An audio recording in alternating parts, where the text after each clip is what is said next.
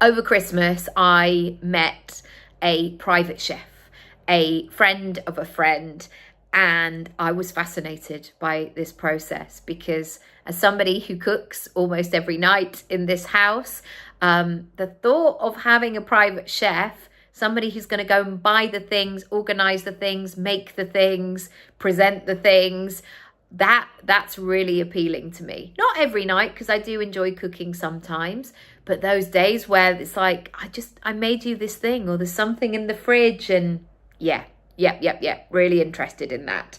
Anyway, I was asking loads and loads of questions. What the budget is, I'm not going to tell you the answers, by the way, because I can't share that. But I was like, how does the process work? Do you pick the things? Do they pick the things? How often do they pick the things? How often in advance you do this? What's your budget? What are the rules? All of it. I was asking all of the things.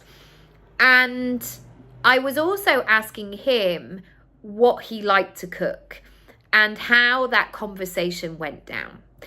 And what can often happen is we think that our clients or our customers should have the final say, and we want to please them, but sometimes we are putting them in a position where it's making it really difficult for them to make a decision.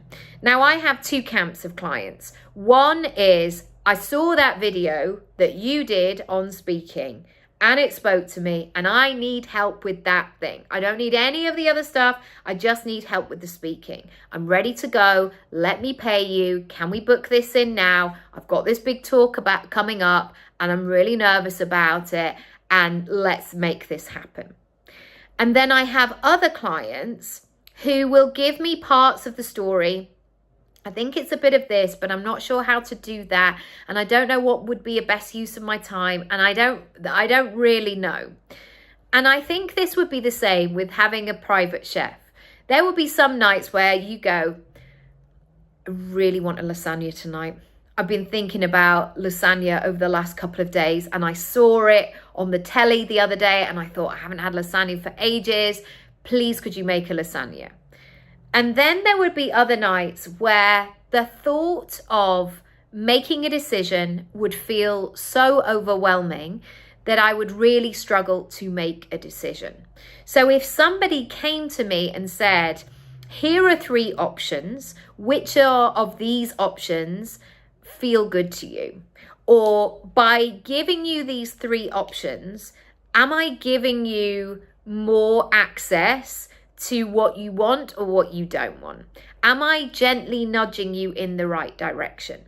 And if not, what can we do what clues can we get from this?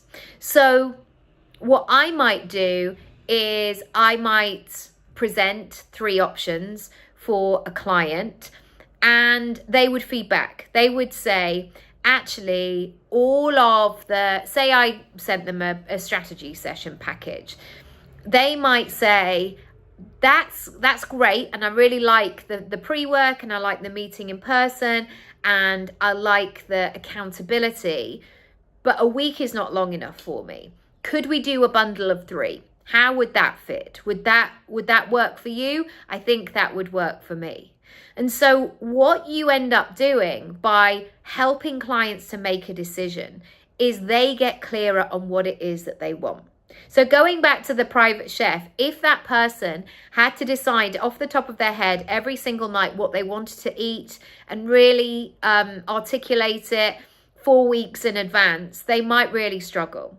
However, if there was a menu that popped up of like, oh, I was thinking about these things, what do you reckon? That's when it's more of a conversation. So in terms of your business, what help do you need? Where do you need support? Where are your gaps?